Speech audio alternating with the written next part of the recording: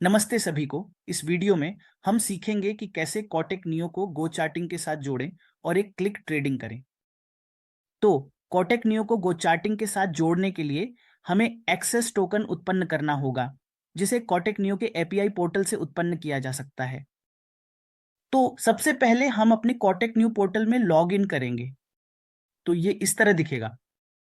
अब आपको वीडियो में अपने प्रोफाइल सेक्शन पे क्लिक करना होगा और आपको अकाउंट विवरण पे क्लिक करना चाहिए।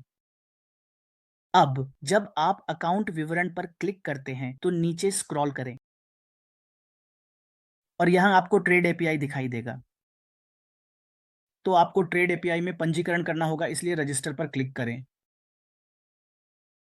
तो यहां आपको अपना क्लाइंट आईडी डालना होगा और आपको नए ट्रेड एपीआई के लिए रजिस्टर पर क्लिक करना होगा, ताकि आपको अपने ट्रेड एपीआई का एक्सेस करने के लिए एक नया आईडी एंडिंग 99 और पासवर्ड दिया जाएगा। यह नया आईडी और पासवर्ड आपके पंजीकृत ईमेल आईडी पर आपको ईमेल किया जाएगा। तो इस तरह से आपको कॉटेक नियो से ईमेल प्राप्त होगा और यहां आप कॉटेक नियो एपीआई के लिए अपना यूजर आईडी और पासवर्ड प्राप्त कर सकते हैं। तो ये हमारा लिंक है। अब अगर हम इस लिंक पर क्लिक करते हैं तो आपको यहां साइन इन पर क्लिक करना होगा। तो जैसे ही आप साइन इन पे क्लिक करते हैं, आपको अपना आईडी और पासवर्ड दर्ज करना होगा जो आपको ईमेल में प्राप्त हुआ है। अब जारी रखें पर क्लिक करें। अब आपको यहां ये पेज मिलेगा। आपको एप्लीकेशंस पे क्लिक करना होगा। अब यह आपकी डिफॉल्ट एप्लीकेशन है, तो इस पर क्लिक करें। अब आपको प्रोडक्शन कीज पे क्लिक करना चाहिए।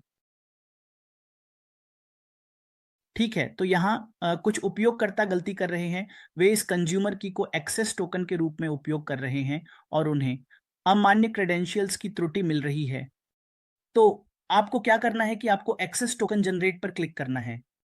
एक बार जब आप एक्सेस टोकन जनरेट कर लेते हैं तो आपको फिर से एक्सेस टोकन जनरेट पर क्लिक करना होगा और ये आपका एक्सेस टोकन जनरेट हो गया है। अब आपको इस टोकन को कॉपी करना है। अब हम अपने गो चार्टिंग पोर्टल पर जाएंगे और इन विवरणों को डालेंगे। गो चार्टिंग में हम ब्रोकर सेक्शन में जाएंगे। तो यहां हमने कोटक नियो के रूप में चयन किया है। आपको अपना मोबाइल नंबर +91 के साथ डालना है। फिर आपको अपना पासवर्ड डालना है और यहां आपको दर्ज करना है केवल आपका एक्सेस टोकन। मैं सहमत हूं पर क्लिक करें और फिर कनेक्ट पर क्लिक करें।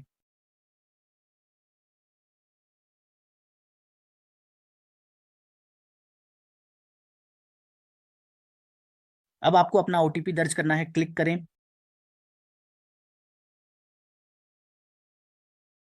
कनेक्ट पर।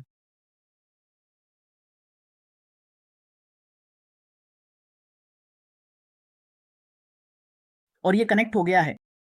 अब मैं आपको दिखाता हूं कि हम एक क्लिक ट्रेडिंग के माध्यम से ट्रेड कैसे कर सकते हैं, लेकिन उससे पहले मुझे आपको लेजर सेक्शन दिखाने दें। तो ये हमारा लेजर सेक्शन है। अगर हम लेजर सेक्शन पे क्लिक करते हैं तो यहाँ ये आपको आपके निष्पादित ट्रेड्स दिखाएगा। ये आपको आपके ऑन ऑर्डर्स दिखाएगा। ये आपकी पोजीशंस हैं। ये आपका बैलेंस और होल्डिंग्स हैं। ये व्यापार सेटिंग्स हैं जहां आप अपनी शो निष्पादन निष्पादन पर बीप स्थिति दिखाना और उन सभी चीजों को सेट कर सकते हैं। अब यह एक फील्ड सूची है जो बहुत महत्वपूर्ण है। तो इन प्रत्येक कॉलम के लिए, ठीक है, आपके पास एक विशेष फील्ड सूची है। तो अगर आप मेरे ऑन ऑर्डर पर जाते हैं तो एक महत्वपूर्ण फील्ड सूची है। आप इसे ऊपर स्क्रॉल भी कर सकते हैं, इसे फुल स्क्रीन बना सकते हैं। यदि आप फील्ड सूची पर क्लिक करते हैं तो एक फील्ड सूची है जिसे कारण कहा जाता है। यह एक महत्वपूर्ण फील्ड है। मान लीजिए कि आपके ऑर्डर नहीं हो रहे हैं और अस्वीकृत हो रहे हैं।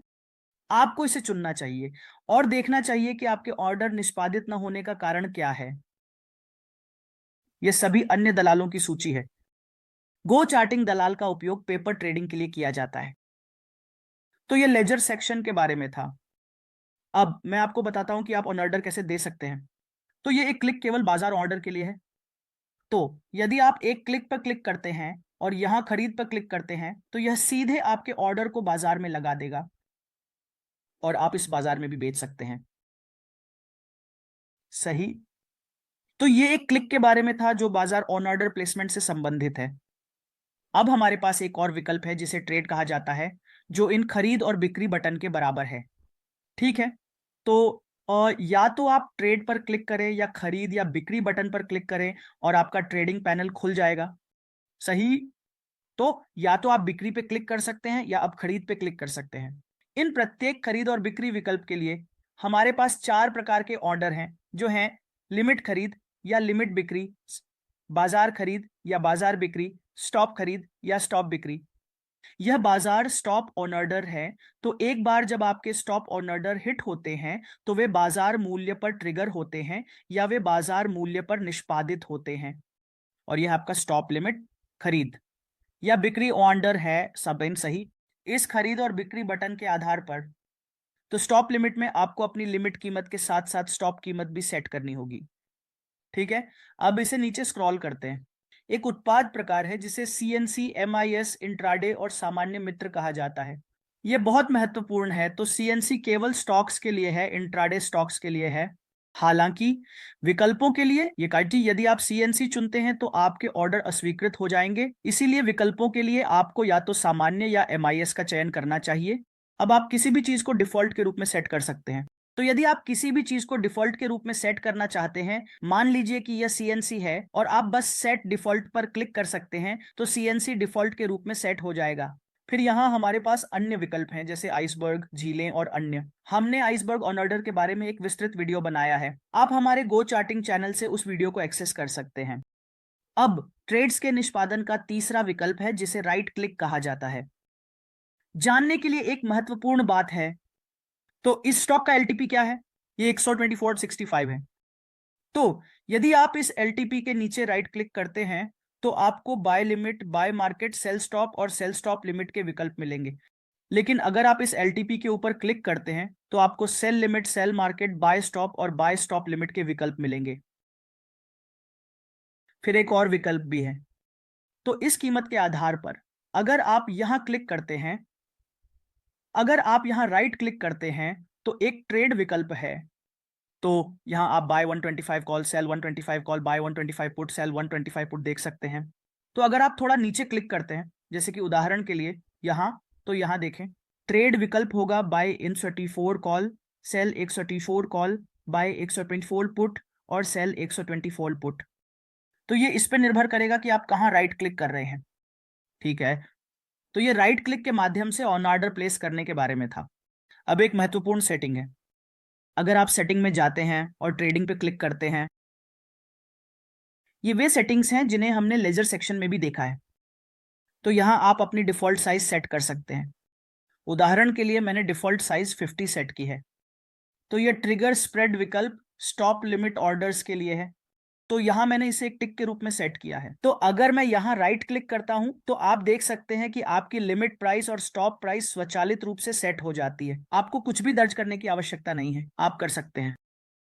अपने ट्रिगर स्प्रेड को टिक प्राइस, ऑफसेट या प्रतिशत के आधार पर बढ़ा या घटा सकते हैं और ये मान स्वचालित रूप से समायोजित हो जाएंगे। फिर हमारे पास SL स्प्रेड और टारगेट प्राइस स्प्रेड भी है। ये इस पर निर्भर करेगा कि आपका ब्रोकर आपको स्टॉप लॉस स्प्रेड और टारगेट प्राइस स्प्रेड सेट करने की अनुमति दे रहा है या नहीं। आप इसे यहां सेट कर सकते हैं। अब मित्र, एक महत्वपूर्ण सेटिंग है जिसे क्विक ट्रेड मोड कहा जाता है। मैंने आपको एक क्लिक ट्रेड के बारे में बताया है जिसे मार्केट ऑन ऑर्डर प्लेसमेंट कहा जाता है। तो अगर मैं एक पर क्लिक करता हूं, अब यहां मुझे खरीदने और बेचने का बटन मिल रहा है। मैं इस खरीद पर क्लिक कर रहा हूं और अब यहां यह ट्रेडिंग पैनल खुल रहा है ना? तो अगर मैं इसे बंद कर दूं और अगर मैं इसे चालू करूं, क्विक ट्रेड मोड सक्षम करूं, और अगर मैं खरीद पे क्लिक करूं तो ट्रेडिंग पैनल नहीं खुलेगा। लेकिन मेरा ऑन ऑर्डर सफलतापूर्वक प्लेस हो गया है ना? और मैं बेचने पर भी क्लिक कर सकता हूं और ये ऑन ऑर्डर भी सफलतापूर्वक प्लेस हो गया है। तो यह था क्विक ट्रेड मोड सक्षम करने के बारे में। फिर अन्य विकल्प भी हैं। आप यहां ऑप्शन चार्टिंग पे क्लिक करके सीधे ऑप्शन चार्टिंग से भी ट्रेड कर सकते हैं। और फिर हमारे पास ये डोम भी है जिसे मार्केट की गहराई कहा जाता है। तो आप अपना ऑर्डर सीधे डॉम से भी प्लेस कर सकते हैं। यदि आप जानना चाहते हैं कि कैसे डॉम से ट्रेड करना है तो इस प्रश्न चिन्ह पर क्लिक करें जो यहां दिखाई दे रहा है। हमने इस वीडियो में पहले ही विवरण समझा दिया है। धन्यवाद दोस्तों, बहुत बहुत धन्यवाद।